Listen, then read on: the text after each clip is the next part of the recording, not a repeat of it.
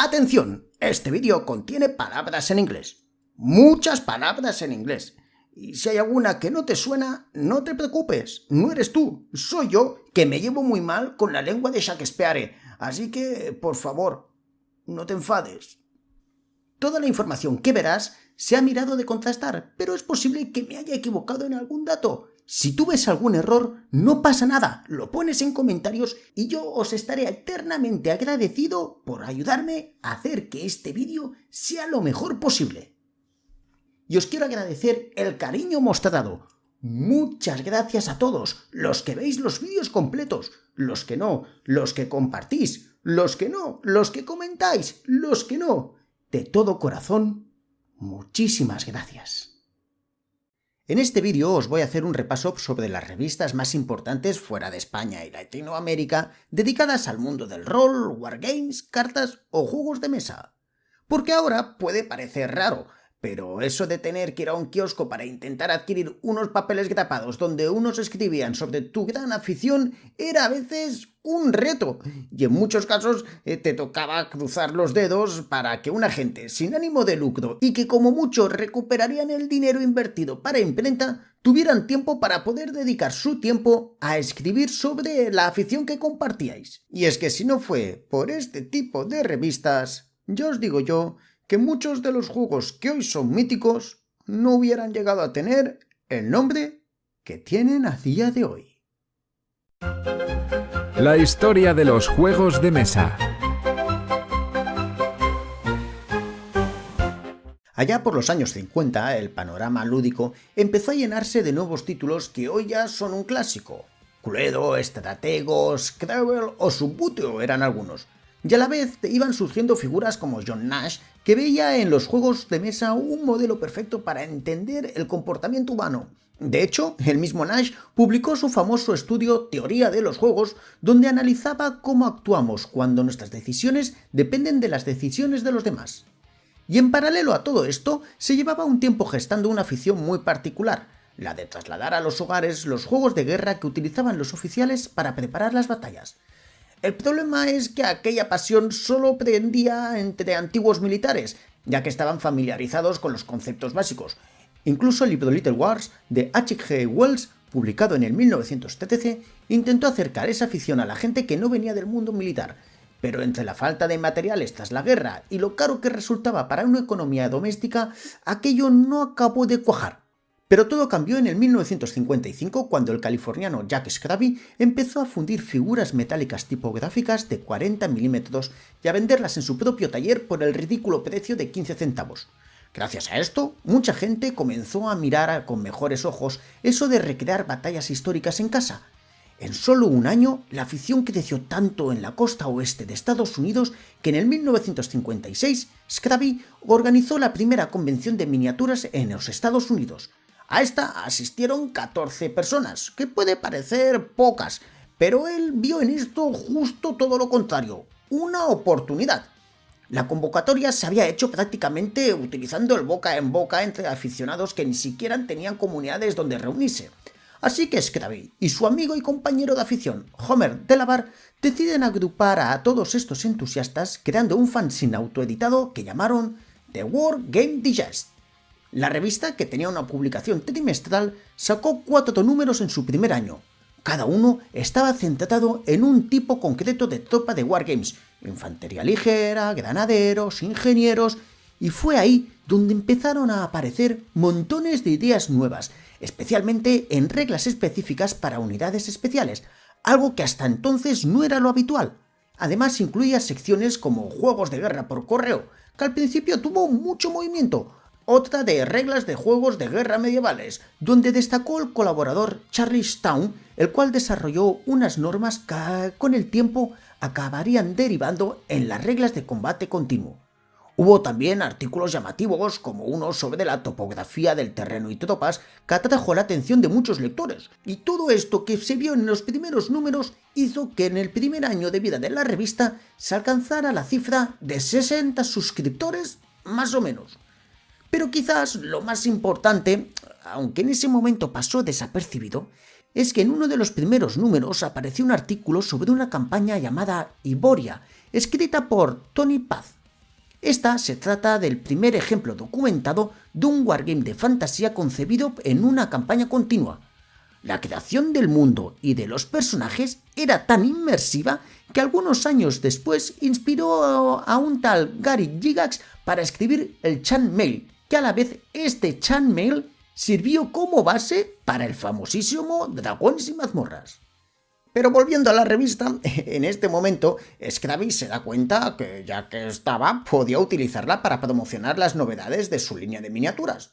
Así que a partir del segundo año empezaron a aparecer anuncios de Scrabble Miniatures, donde se anunciaban los nuevos lanzamientos en las escalas de 30 y 50 milímetros. Y durante 5 años la revista siguió saliendo puntualmente cada trimestre, con artículos, revisiones de reglas, campañas y, por supuesto, la publicidad de sus productos. Y era tal la buena acogida que tenía que a principios de los 60 el proyecto había crecido tanto que dio el salto internacional. En el Reino Unido, Don Thurston y Tony Bath lanzaron una edición adaptada para el público británico. Y aunque esto debería haber sido una gran noticia, porque la verdad es que atrajo mucho más aficionados al mundo de los wargames, acabó convirtiéndose en el principio del fin de lo que fue la primera revista dedicada a los juegos de guerra. Las desavenencias entre Jack y Don fueron desgastando la relación. Según Thurston, The Wargame Digest empezó a transmitir una especie de aura pseudocientífica sobre lo que al final no dejaba de ser un hobby. Y poco a poco esa tensión fue creciendo hasta que Jack, agotado, decidió echar el cierre en el 1963 para fundar una nueva revista, la Tabletop Talk. Y por su parte, Don Thurston comenzó a publicar en el Reino Unido su propia revista, Wargamers Newsletter. La Tabletop Talk era una revista mensual, o bueno, mensual entre comillas, porque la periodicidad dependía un poco del tiempo y del ánimo del propio Jack Scrabble, la cual se componía entre unas 10 y 20 páginas y muy sobria, nada de colorines ni grandes despliegues gráficos. Era una publicación hecha con métodos muy básicos, muy minimalista, con ese aire casero muy típico de entonces, pero cargadísimo de contenido. La revista estaba completamente centrada en el wargame con miniaturas, reglas, batallas recreadas, artículos de juego y, por supuesto, todas las miniaturas fabricadas del propio Scrabble. La comunidad lo aceptó con total naturalidad. Era el boletín del hobby y el catálogo expandido de Scrabble Miniatures, un sitio donde encontraría reglas, informes de batallas, novedades, eventos, publicidad de la empresa y hasta cartas de los lectores. Y durante 5 años fue prácticamente la columna vertebral del wargame en Estados Unidos. Pero en el 1967 el negocio de miniaturas de Jack había crecido tanto que ya no podía dedicarle el tiempo que le exigía la revista. Así que no le quedó más remedio que cerrar Tabletop Talk, dejando atrás una de las publicaciones que más ayudaron no solamente en la expansión de los wargames, sino también en el nacimiento de los primeros clubs de wargames en aquellos años. Y si recordáis, también he mencionado anteriormente Wargamers Newsletter de Don Thurston, así que vamos a hablar un poco de ella. Esta publicación británica, nacida en el 1962, había sido creada junto con Tony Bath. Desde su primer número en junio de ese año ya incluía cartas de jugadores, reglas experimentales, crónicas de partidas y noticias de clubs. Al principio tan solo tenía poquitas páginas, unas 8, pero poco a poco empezaron a crecer hasta llegar a la friolera de 12 páginas por número. Durante la primera mitad de los 60, el boletín se consolidó, recibió colaboraciones internacionales, publicó reglas para periodos muy distintos, época antigua, la época medieval, napoleónico, y se convirtió en un auténtico punto de encuentro internacional. Y para finales de los años 60, Wargames Newsletter ya era la publicación referencia del aficionado. Su regularidad, la calidad de los artículos y su ambición por cubrir múltiples épocas históricas la convirtieron en el núcleo de una comunidad global. Por sus páginas circularon reglas, ideas tácticas, variantes y sistemas de batalla que sirvieron de laboratorio creativo para que jugadores de todo el mundo hicieran sus experimentos. En los años 70, la revista alcanzó su etapa más madura.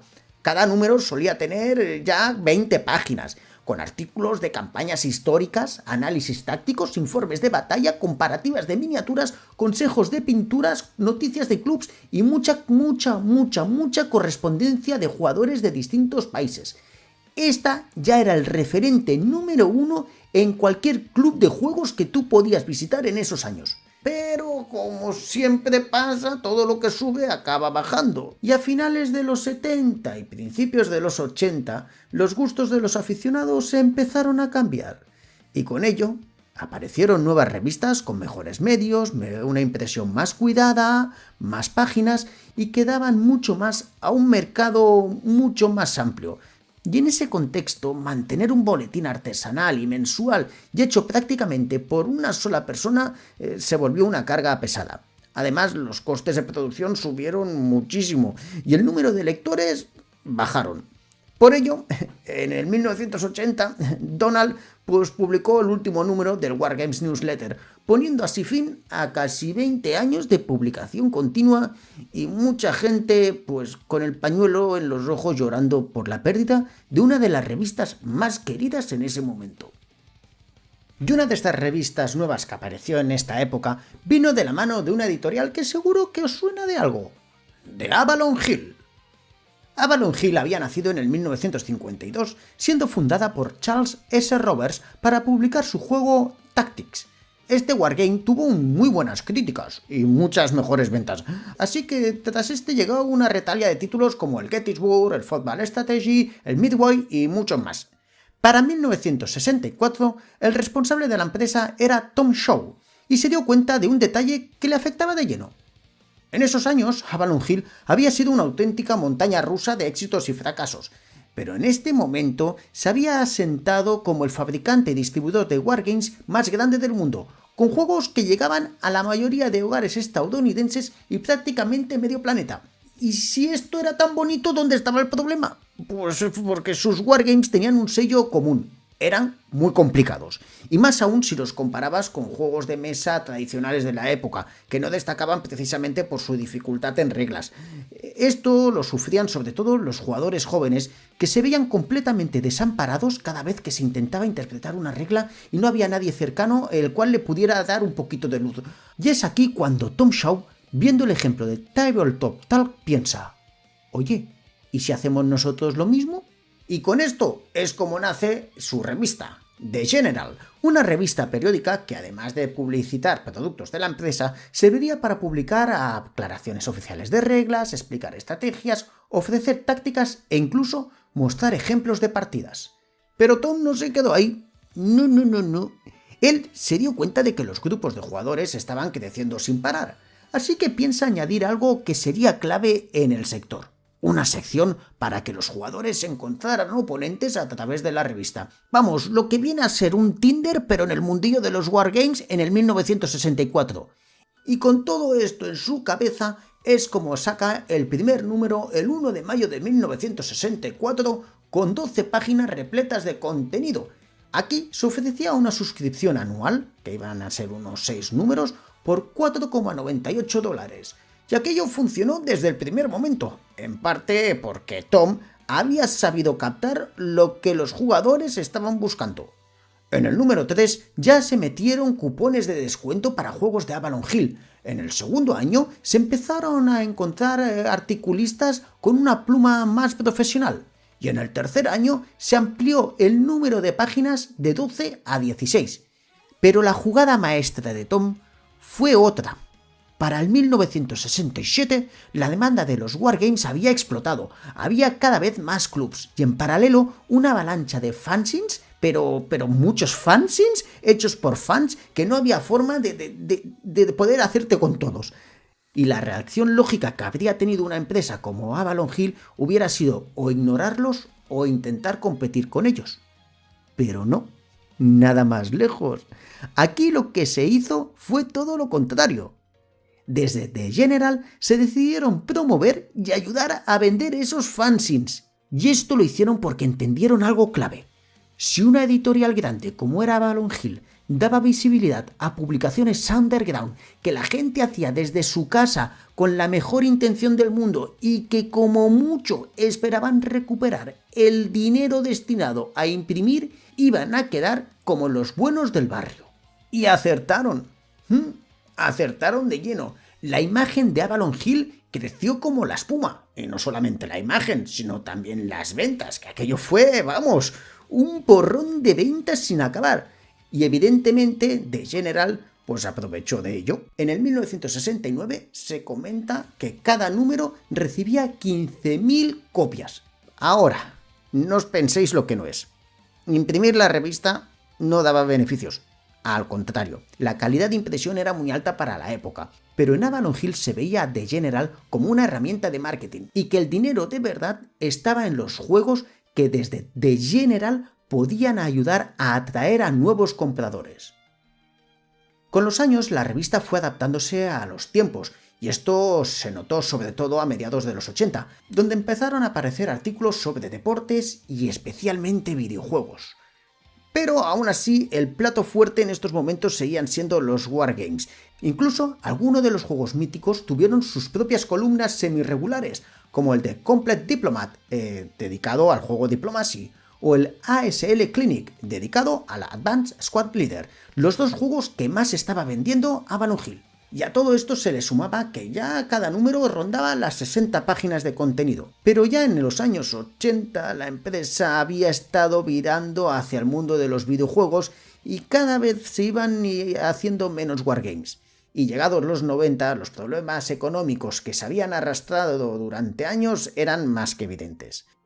Y quizás te hayas fijado que no he mencionado nada del rol, y esto es porque en el 1984, aunque el rol lo estaba dominando todo, en Avalon Hill pensaron que mejor sería no mezclar el rol con los wargames.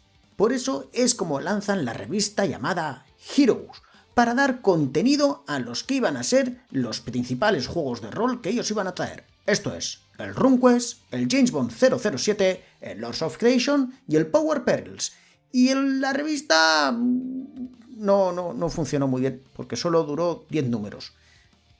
En cambio, The General, esta duró bastante más, hasta el 1997, cuando Hasbro aprovechó las dificultades económicas de Avalon Hill y sabiendo que Monarch, los dueños de la empresa, querían venderla, decidieron soltar la chequera y por $6 millones se hicieron con los derechos de todos los juegos de Avalon, la marca y el resto de productos. Y entre estos estaba, claro está, The General.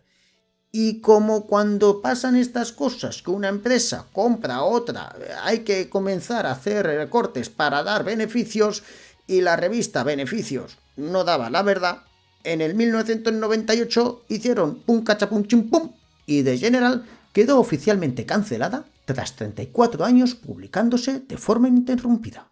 Y volviendo atrás en el tiempo, porque ya os voy avisando que este vídeo va a ser un poco a lo Regreso al Futuro, que iremos para atrás y para adelante, nos vamos a plantar en el 1966. Ese año el sargento Chris Wagner lanza Strategic and Tactics, su propia revista Wargames, con la idea de competir directamente con The General. La publicó primero en Japón, donde estaba destinado, y luego la llevó con él a Estados Unidos, pero las ventas no acabaron de arrancar.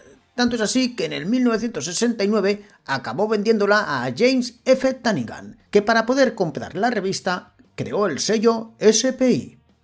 Y desde el momento en que él pilla el control, empieza a meterle mejoras, con artículos curiosos para el momento. Destacado era uno que te enseñaba cómo crear insertos para los juegos, y también le dio un enfoque mucho más ambicioso.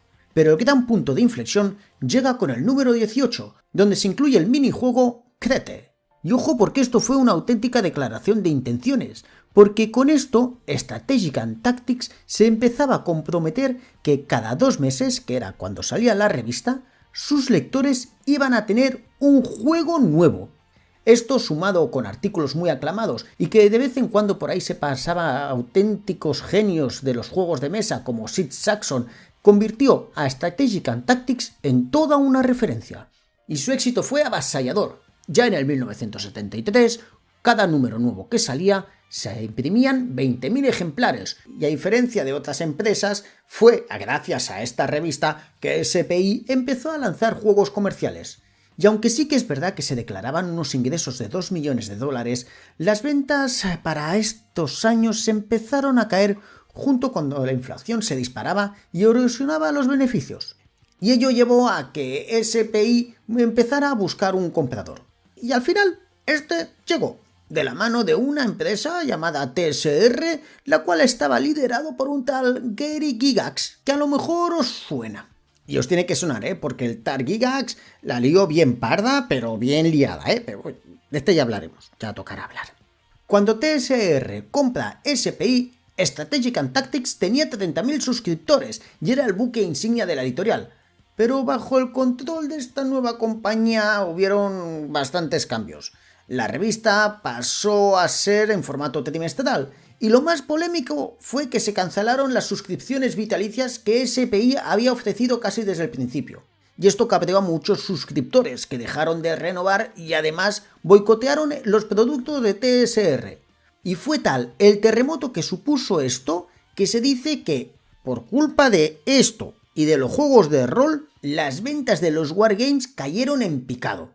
Y aunque TSR intentó mantener la línea de los Wargames, la verdad es que nunca acabaron de congeniar. Así que al final se vieron con la obligación de vender la revista a 3W, la cual estuvo publicando números desde el 112 al 139.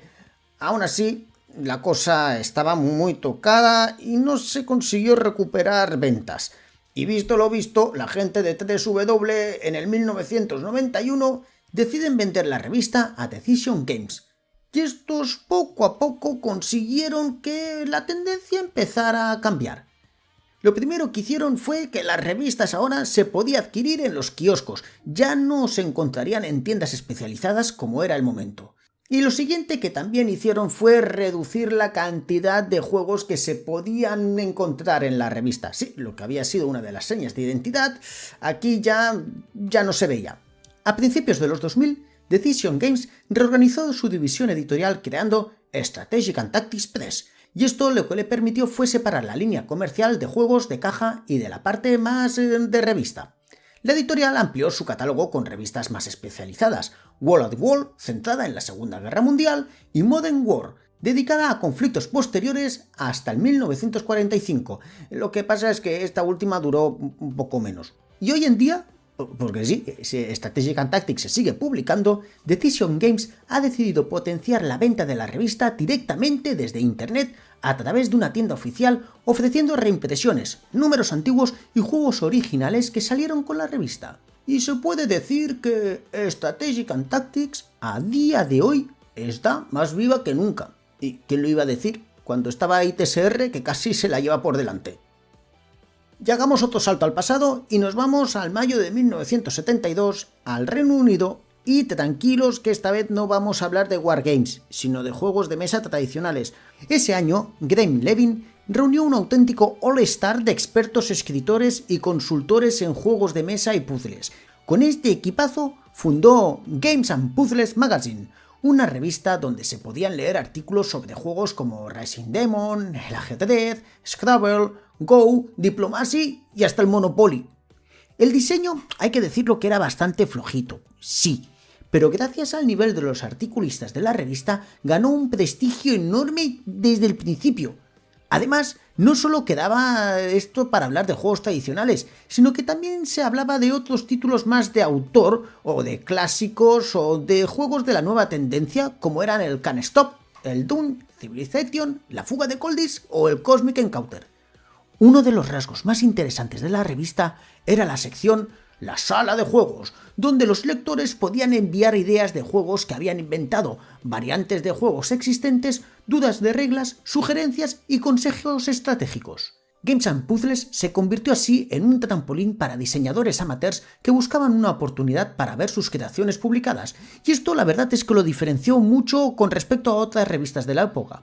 Y en su afán por impulsar el mundo lúdico, en el 1975 crearon los Premios al Juego del Año, organizado conjuntamente con Toys International. Pero para finales de los años 70 el Reino Unido entró en una recesión muy fuerte, pero fuerte, Y para una revista sin negocio paralelo como podían ser otras, mantener este ritmo de publicaciones era auténticamente imposible. Artículos de la época anunciaban que el mercado de los juegos de mesa estaban saturadísimos y eso llevaba a que la producción fueran de muy baja calidad. Y las distribuciones eran, un auténtico desastre. Aparte, había falta total de apoyo a nuevos creadores, ausencia del juego organizado y una falta de interés para poder mantener la industria de los juegos de mesa. Y pues si esto era poco, los videojuegos estaban empezando a meter ahí el hocico. Y claro, entre una cosa y otra, pues acabó provocando lo que fue la tormenta perfecta. Y en el 1978, la revista fue vendida y pasó a publicarse trimestralmente. Pero aún así no acabó de funcionar, la cosa estaba muy tocada y en el 1982 se cerró la puerta definitivamente. Aunque, todo hay que decirlo, que en el 1994 hubo un intento de resurrección de Games and Puzzles, pero la cosa solo aguantó 16 meses. ¿Qué le vamos a hacer? Y tras Games and Puzzles llegó Games World of Puzzles, que posiblemente sea la revista sobre juegos de mesa más influyente casi desde su fundación allá por el 1977 bajo el sello de Games Publications. Esta revista estaba centrada principalmente en hablar de rompecabezas, acertijos, juegos de mesa, pasatiempos y puzzles. Su público era de lo más variado, desde gente que simplemente quería entretenerse un rato hasta los que buscaban un desafío intelectual serio. Y su contenido era igual de diverso. Tenías crucigramas, sudoku, rompecabezas lógicos, juegos de palabras, puzzles, gráficos, juegos de mesa, juegos de cartas. Vamos, que esto era un buffet libre que aquí entraba de todo. La idea detrás de la revista era crear un auténtico mundo de puzzles y juegos. De ahí el subtítulo de World of Puzzles. Y con los años se fue consolidando como una de las publicaciones más queridas entre los amantes de los pasatiempos, diferenciándose claramente de aquellas centradas en el wargame o en el rol. Su mezcla de puzzles, retos mentales y juegos lo convirtió en una puerta de entrada a un tipo de entretenimiento intelectual que cualquier persona podía disfrutar. Y ojo que no se tiene que tomar esta revista como baladí, que entre sus páginas había gente escribiendo como el mismísimo Six Saxon, uno de los diseñadores de juegos de mesa más influyentes de todos los tiempos. Y Sid, en esta revista, publicó una enorme colección de juegos originales. Vamos, que tú te comprabas la revista y a lo mejor te aparecía por ahí las reglas de un juego que tú podías llevarlo a tu casa utilizando cartas, cubos o lo que se preciara. Y entre diciembre de 1977 y agosto de 1997, Sid regaló a sus lectores un total de 26 juegos, la mayoría de estos de ingenio. Y aparte de la sección esta donde la gente publicaba sus juegos, también habían las típicas, que análisis de juegos, noticias, cartas al director y también una de las secciones más curiosas y que era la de la favorita de la gente, la del anuncio falso, donde los lectores tenían que detectar cuál era entre todos los anuncios que tenía la revista, porque mira que había anuncios, era inventado. Otra de las secciones favoritas entre la gente era Wild Cards, que normalmente se componía de 1 a 2 páginas llenas de acertijos de todo tipo, desde juegos de palabras, trivials, problemas de ajedrez, preguntas y respuestas, vamos, un toturro volutium de cualquier tipo de cosa que al redactor del día se le ocurría meter. En general, la revista era un festival constante para cualquier fan de los juegos de puzzles y los juegos de mesa en Estados Unidos. Y a día de hoy, Games sigue en funcionamiento, y si tú sabes de inglés y consigues hacerte con ella, pues yo creo que le puedes echar una ojeada porque entretenida es. Sí. ¡Hala! Se acabó el paréntesis, que ahora sí que sí, vamos al mundillo del rol. ¿Recordáis que antes os mencioné una tal Strategic Review, una revista que lanzó Gygax y que había durado un suspiro? Pues ahora vamos a entrar un poquito en detalle de esta. The Strategic Review había nacido en el 1975 para cubrir noticias de wargames, otros juegos de mesa y sobre todo y ante todo para apoyar el éxito creciente del juego de TSR Dragones y Mazmorras. Dragones y Mazmorras había salido un año antes y Gary quiso replicar el modelo de Avalon Hill con The General, usa una revista como escaparate para los productos de la casa. pero la cosa al principio fue un auténtico caos. La revista era trimestral, pero la edición era un desastre, irregular y con muchos fallos. Estaba mal pintada, mal impresa, bueno, que no había por dónde cogerla. Hasta que en el número de abril de 1976 se publica un artículo explicando el sistema de magias de Dungeons & Dragons. Y esto hizo que todo cambiara, porque una revista que estaba abocada a desaparecer porque no había por dónde pillarla, la gente empezó a demandar más y más y más artículos de este estilo. Y TSR decide que, como The Strategic Review no tenía muy buena prensa, pues lo mejor de todo sería lanzar una nueva revista que la gente no la relacionara. Y así es como en junio de 1976 nace Dragon Magazine, a un precio de $1,50, y con Gary Gygax como editor principal. Dragon se convirtió rapidísimamente en lo que tenía que ser la revista de referencia de Dungeons & Dragons. Cada número traía aventuras, reglas adicionales, consejos de juegos, artículos de trasfondo, reseñas y material pensado para diseñadores. Más que un entretenimiento, esto lo que era una guía esencial para cualquier amante del Dragones y Mazmorras pudiera profundizar en sus partidas. Durante los años 70 y 80, la revista creció en popularidad y ayudó a consolidar a TSR como la gran editorial de rol del momento. Esta era el laboratorio experimental donde se probaban reglas nuevas, se publicaban módulos y se hacían cosas raras para que si luego funcionaban, poderlas trasladar al juego. Y como la cosa funcionaba tan bien, en el 1986 TSR lanzó otra revista hermana, Dungeon, que aunque puede parecer más de lo mismo, era lo mismo, pero no. Mientras Dragon traía artículos y contenido general, Dungeon se enfocaba exclusivamente en aventuras listas para jugar, desde módulos cortos hasta campañas completas, con mapas, personajes no jugables, encuentros y ganchos narrativos. Era la revista ideal para directores de juego que querían ahorrar tiempo y tener material de calidad y además firmado por los mismos creadores del Dragones y Mazmorras. Y así siguió la cosa, Dragon por un lado, Dungeon por otro, hasta que en el 1997 TSR fue comprada por Wizards of the Coast. Y los de Wizards pues estuvieron manteniendo la publicación, adaptándola a los nuevos formatos e integrándola en la llegada de la tercera edición del juego. Y durante un tiempo pues pasó lo que tenía que pasar, pues que el diseño o el formato y la periodicidad pues iban adaptándose a las nuevas generaciones. La revista seguía mezclando tradición e innovación durante bastantes décadas y seguía pues más de lo mismo, con las reglas, con los personajes, con campañas, con artículos de estrategia. Incluso cuando llegó a Internet, que estaba devorándolo todo, Dragon seguía manteniendo a sus fieles lectores y coleccionistas. Pero en 2002 llega Pythio Publishing, que adquirió las licencias para publicar Dragones y Mazmorras, y con ellas pues se llevó Dragon y Dungeon. Y así estuvo con ello hasta el 2007, cuando Wizards decidió recuperar el control editorial. Pero había pasado algo, y es que la calidad de las dos revistas habían bajado tanto, y había habido tanto desapego. También hay que decirlo que el juego aquí pues tuvo sus cosillas, que Wizards se da cuenta de que las ventas habían bajado una auténtica barbaridad. Así que en el 2013 se cancela Dungeons, que en esos momentos ya estaba publicándose exclusivamente en digital. Y en el 2015, Dragon no se canceló, pero se transformó en Dragon Plus, que pretendía reemplazar Dragon in Dungeon en un formato más moderno. Pero que aunque se intentó, no se consiguió. Y en julio del 2022, Wizards anunció el cierre definitivo de Dragon Plus, poniendo fin a la que fue una de las revistas de rol más emblemáticas de la historia y que abrió las puertas a que, como ella, salieran otras con ganas de hablar de Dragones y Mazmorras y otros juegos. Como ya hemos visto, Dragones y Mazmorras había puesto patas arriba al mercado y muchos aficionados de los Wargames se habían acercado al rol. Con ellos, también muchas de las revistas que hemos mencionado empezaron a hacer ojitos a esta nueva afición.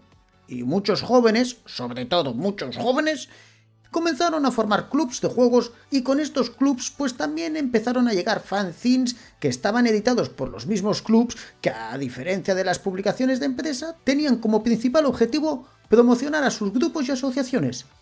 Muchos de estos fanzines se hacían casi sin ánimo de lucro. Si con el pago se conseguía cubrir los gastos, ya era todo un éxito.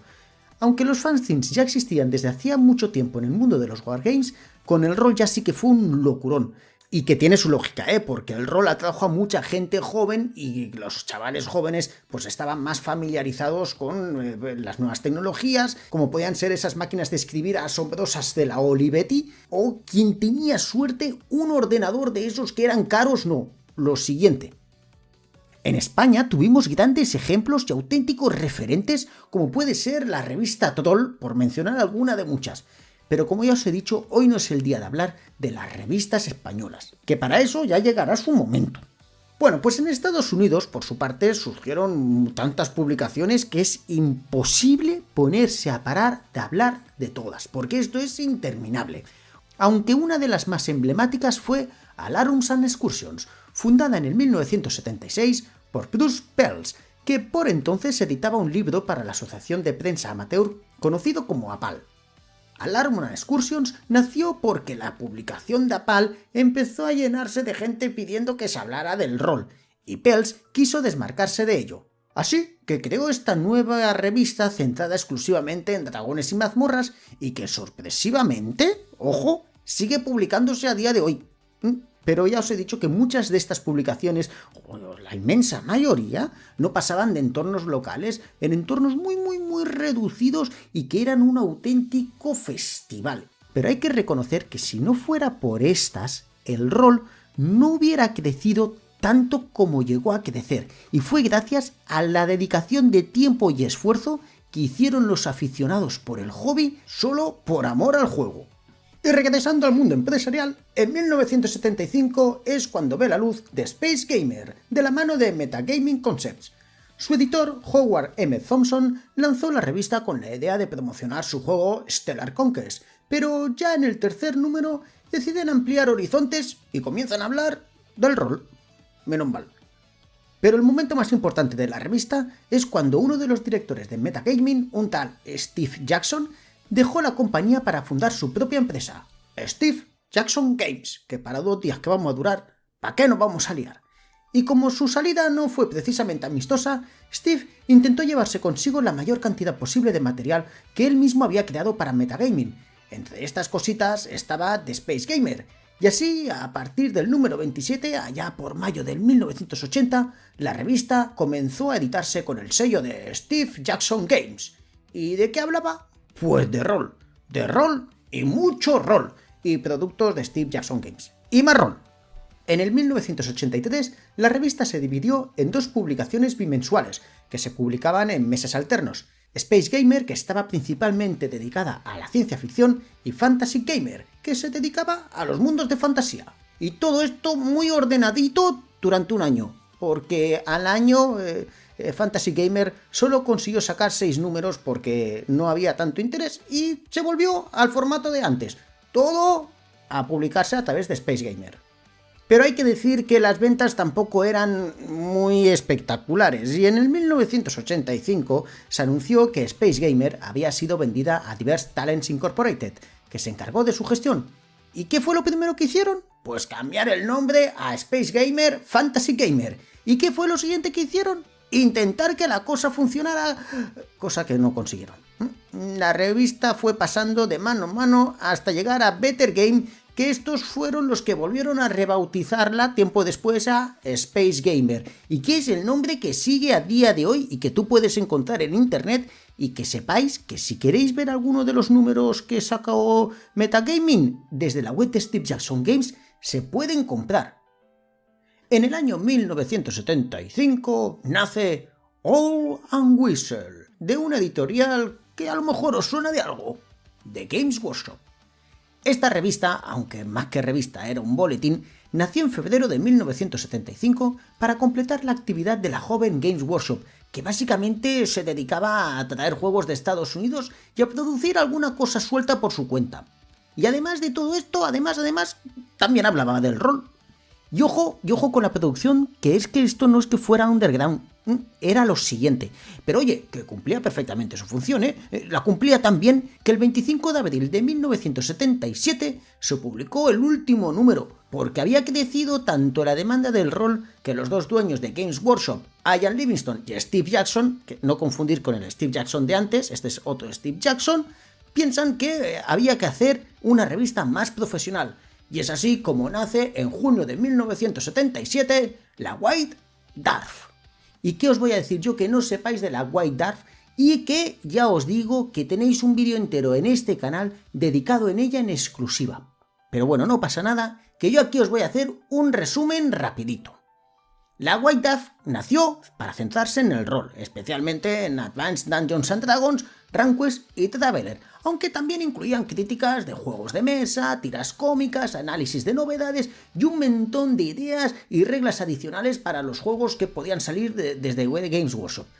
Pero cuando llegó el Warhammer Fantasy, con esto llegó toda la explosión de las figuras de Citadel y la revista empezó a virar más pues a las miniaturas. Y este cambio pues se notó mucho más cuando los dos fundadores pues decidieron vender sus acciones a Brian Ansell, que es el dueño de Citadel. Y con Brian, madre mía la que se lió con Brian, porque él tenía las ideas muy claras que no acababan de ir en sintonía con los trabajadores de Games Workshop que llevaban en la empresa desde el principio. Y eran tales las desavenencias hasta el punto que cuando se anunció que se iban a cambiar las oficinas a unas que le caían más cerca de su casa a Brian, pues se montó una que ¿para qué contar? Mira, el caso más famoso fue que el editor de la revista en 1986, Ian Marsh, aprovechó en el número 77 para colocar un mensaje oculto en el índice que si tú cogías la primera letra de cada artículo se podía leer "Al diablo con Brian Ansell" en inglés. Claro. Tras la marcha de Brian, el mando de la editorial pasó a Tom Kirby, y si con Brian las cosas... pues con este ya... ¿qué pa' qué? Porque Brian al menos era un hombre del hobby. Pero Kirby no, Kirby era un hombre de negocios y todas sus decisiones que tomaban eran pensando únicamente que los números salieran. ¿Y cuál fue la decisión más importante que tomó Kirby en ese momento? Pues borrar de un plumazo de Games Workshop todo lo que no fuera Warhammer. Y evidentemente la revista esto lo notó.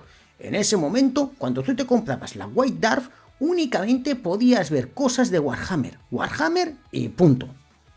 Y así se ha mantenido hasta el día de hoy, con algunas variaciones en el camino, eso sí, pero yo no me voy a enrollar más con esto porque yo lo que quiero es seguir adelantando y que si os habéis quedado con ganas de saber más de esta historia, os vayáis al vídeo sobre la historia de la White Dwarf que os he dicho antes que me quedó chupi. Venga, que seguimos con otra de las ilustres, Different Worlds. Esta revista nació en 1979 de la mano de Chaosium, y su director, Tadashi Ehara, tuvo una idea muy clara: crear una publicación que no se casara con ningún juego en concreto, sino que sirviera para difundir todo el hobby del rol. Y el primer número salió en febrero de 1979 con una publicación de manera bimensual. Durante los primeros años, la revista estuvo bajo el control de Chaosium, pero en el 1985, cuando la empresa empezó a tener problemas económicos, Ehara dejó la compañía y se llevó la revista consigo.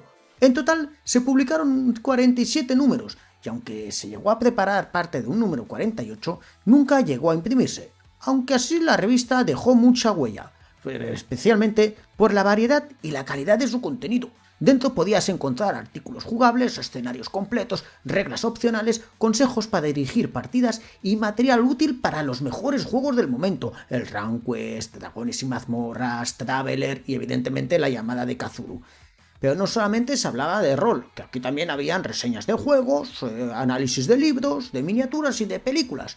Uno de los grandes atractivos era la columna La crítica de cine Sword on Hollywood y la sección autobiográfica My Life and Role Playing, y una de las más curiosas era Las cartas de rumores, A Letter from Gigi, que contaba cotilleos, novedades y movimientos internos de la industria que entonces casi nadie explicaba abiertamente.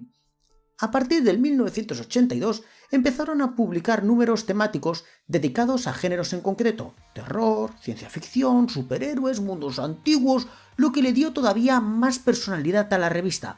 aunque el cambio editorial de 1985 afectó un poco el ritmo de publicación. El estilo se mantuvo bastante fiable hasta el final, eso sí, ¿eh?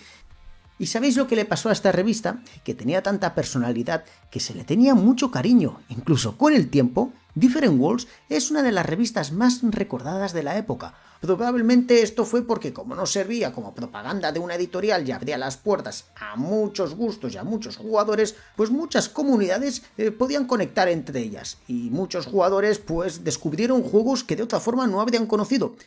Por eso, para los que vivieron el rol en los 80, se puede decir que Different Worlds fue un aire fresco en todo esto de las revistas dedicadas al hobby.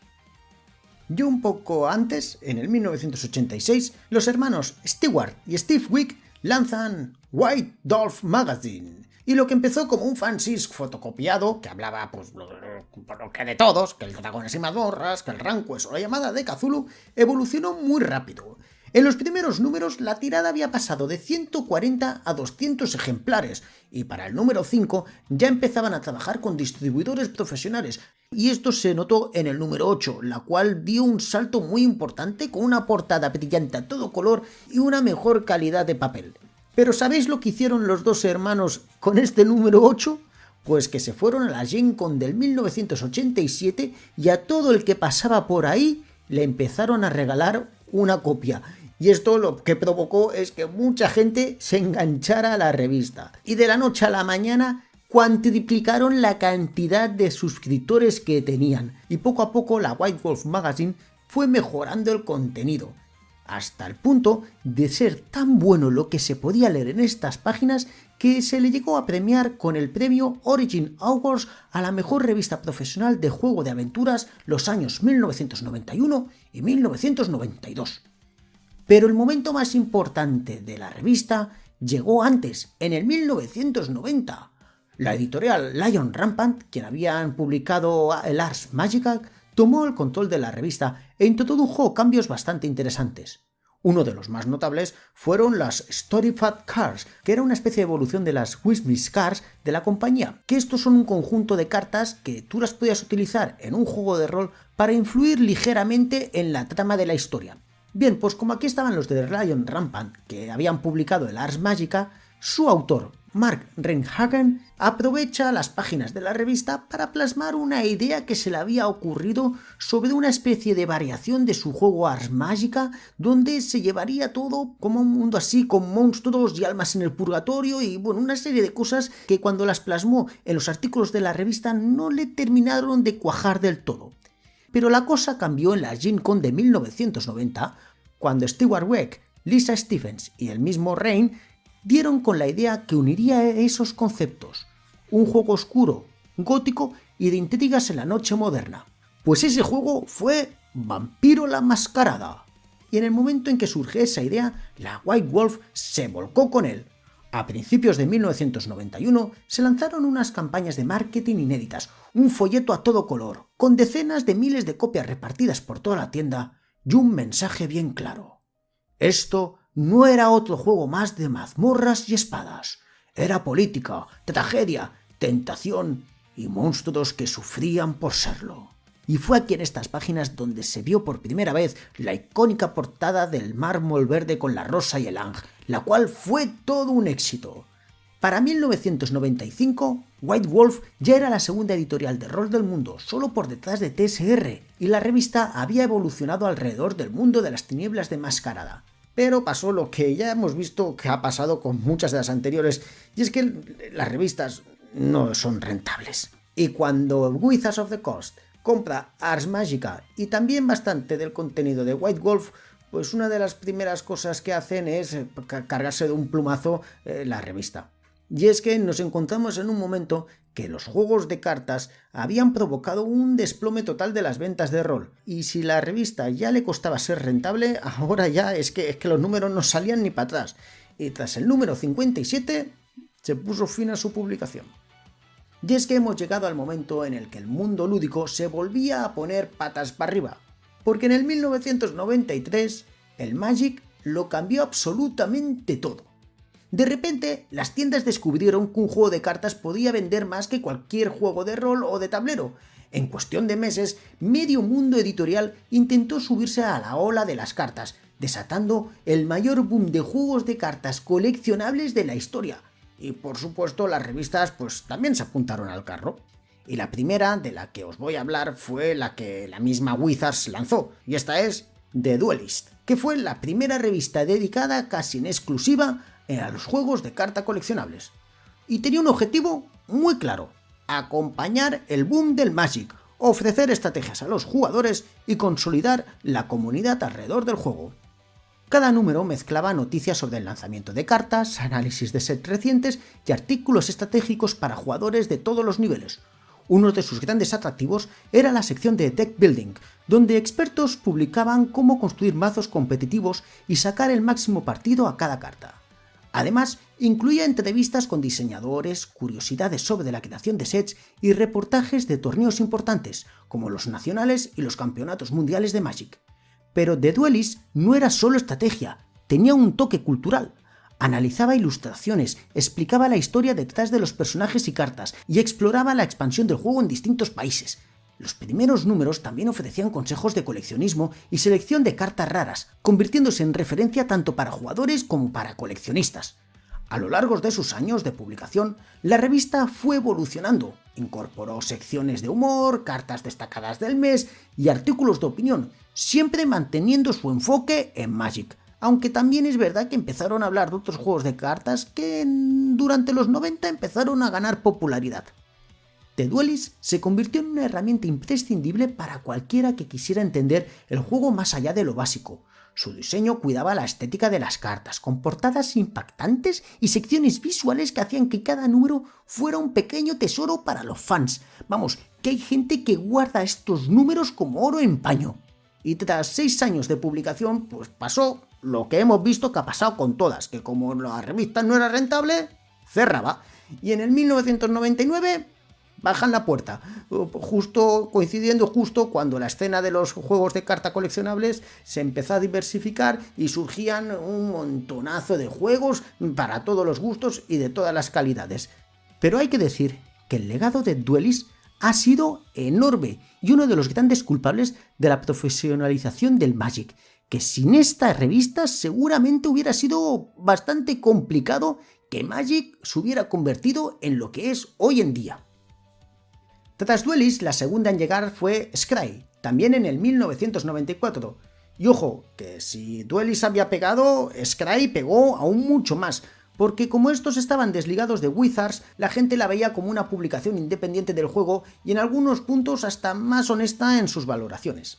La revista fue fundada por Scott Haring y Steve Jackson. Sí, el Steve Jackson, el primero de todos, el primero que hemos hablado, el americano, es Steve.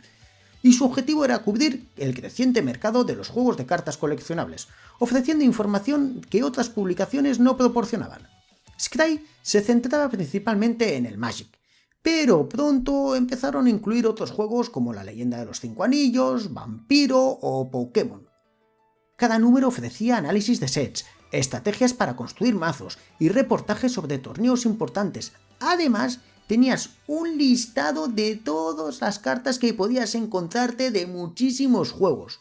Y también de vez en cuando te iban regalando cositas como contadores y uno de los artículos más codiciados del momento, el contador de Scry. Y algunos diréis, ¿y qué es esto? Bueno, esto era un pequeño chisme que tenía una miniatura hecha en Pelteted y su función era la de llevar el recuento de vidas que tú tenías en tu partida. Este contador de Scry fue el primer contador de vidas que apareció para un juego de cartas coleccionable, algo que hoy es casi imprescindible para tener en tus partidas.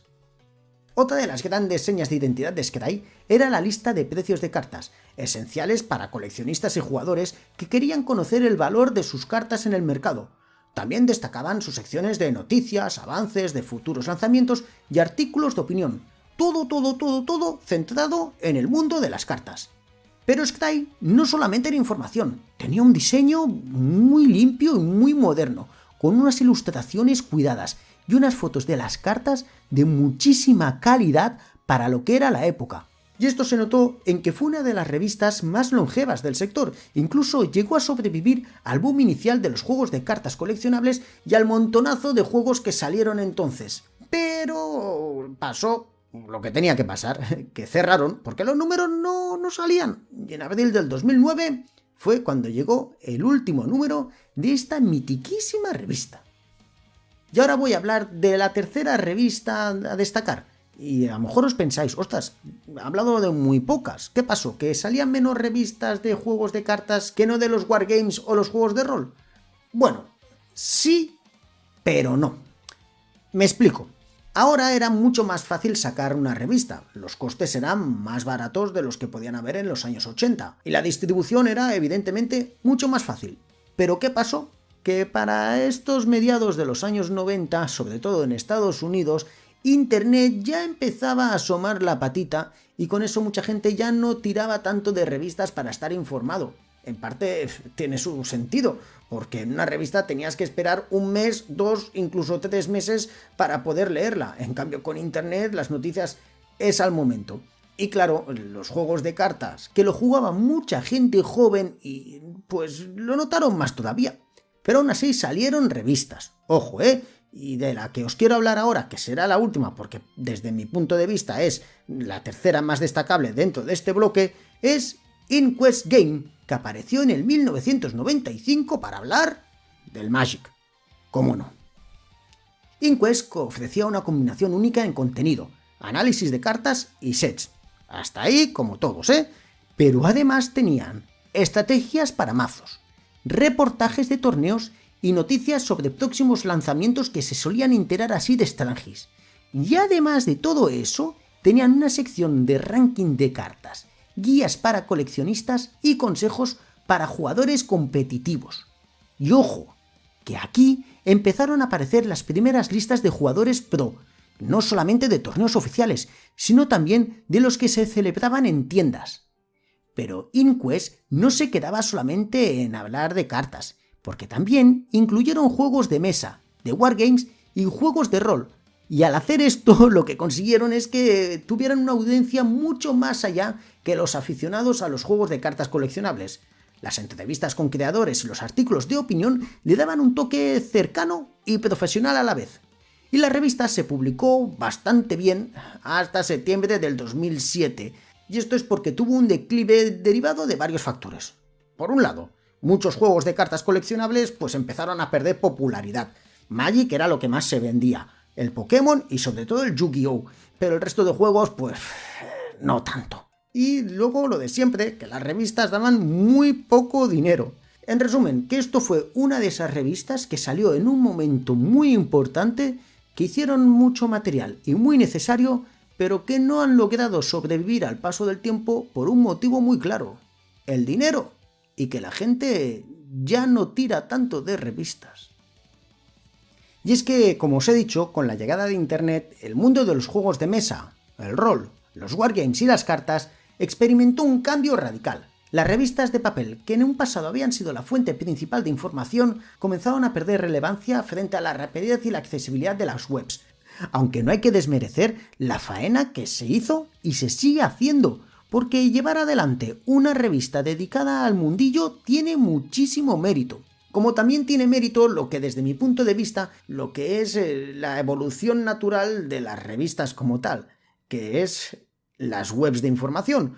Y aquí en España tenemos grandes referentes, 2D6 Magazine, Cubo Magazine, Mishigek, el Miskatonico, Rol de los 90 o Jugamos Todos. Y entre muchas otras que yo estoy convencido que me he dejado, y te invito a que me la pongas ahí, en el cajón de comentarios, para yo echarle un vistazo y ponérmela en favoritos. Porque no nos vamos a engañar, que estas webs retoman la esencia de aquellas revistas clásicas, pero adaptadas a la era digital, con análisis, artículos y contenido accesible para todo el mundo, y la inmensa mayoría realizadas de la misma forma que empezaron aquellas revistas en los años 50, con el amor para compartir su afición a gente como tú y como yo, que amamos este fabuloso mundo del entretenimiento. Y antes de terminar os voy a hacer un regalo. Si tú vas a asistir al evento solidario dedicado a los juegos de mazmorras y más cositas que están montando la Ludoteca Maldita y la Guarida de Morcar para recaudar dinero para la Fundación Cadete, o sea, las Dungeon Fest, que se celebran este 20 y 21 de diciembre en el recinto intergeneracional Ukulele de Madrid, que sepáis que Cristóbal, el de la guarida de Morcar, Alberto, Asier, Roberto, Víctor y Monty están preparando un pedazo de fanzine llamado Fantasy Cine que habla de muchas cositas del mundito y muchas muy divertidas, pues que sepáis que posiblemente tú podrás hacerte con alguna de las copias que rondarán por ahí, en la Dungeon Fest. ¡Hala!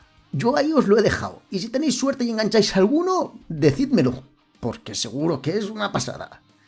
Y es que este fanzine de estos 6 chalados tiene lo mismo que tenían aquellas otras revistas de las que hoy os he hablado y de las que no os he podido hablar porque no me ha dado la vida.